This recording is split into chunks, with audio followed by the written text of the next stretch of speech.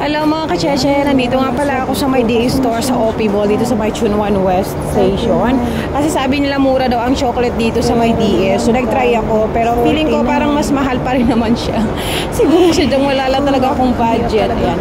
Nag-49 yung Ferrero nila, tapos ilang piraso lang naman. Medyo mahal naman talaga ang Ferrero, syempre kilala yan eh. Pero mas mura yung unang store na napuntahan ko.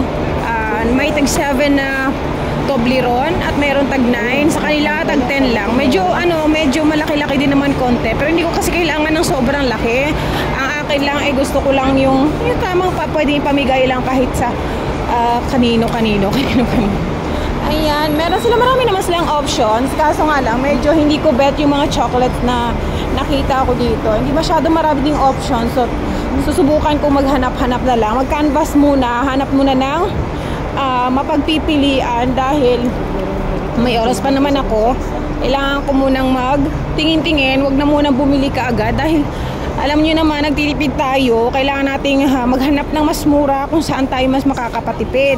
Alam nyo naman mga dyan, nagtitipid tayo, limited lang ang ating panggastos, kaya hindi pwedeng basta-basta na lang tayo bumili ng kung anong mabili natin.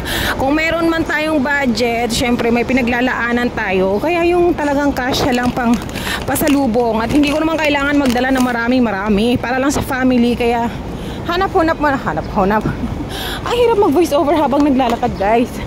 Kasi ako papunta na ngayon sa may 360. Susubukan ko din doon sa mga dispensary kung mayroong mga mura-murang Toblerone doon.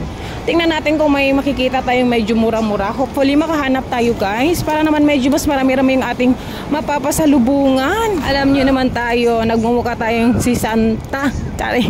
Nagmumukha tayong si Santa kapag tayo uuwi sa Pilipinas. Pero syempre, kung ano lang talaga yung kaya, huwag naman pilitin mga jay. Yan, kaya hanap-hanap muna tayo ng pwede nating mahanap na medyo mura. Ayan, marami naman mga masasarap dito ng mga chocolates.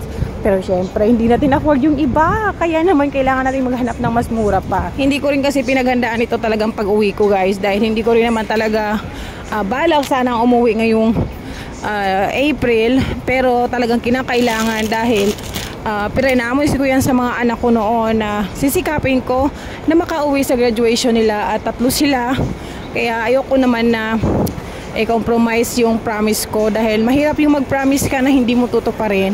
Hindi ka na paniniwalaan ng mga anak mo or ng ibang tao kapag nagpa-promise ka at hindi mo tinupad. Lalo pat yung mga anak ko at nagsisikap din naman sila, kaya naman natutuwa ako dahil tinumbasan din naman nila yung paghihirap ko dito sa ibang bansa. So hopefully makabawi ako sa kanila kahit na sa ganitong paraan man lang. Lalo pat nakikita ko na nagsisikap din naman sila sa pag-aaral nila.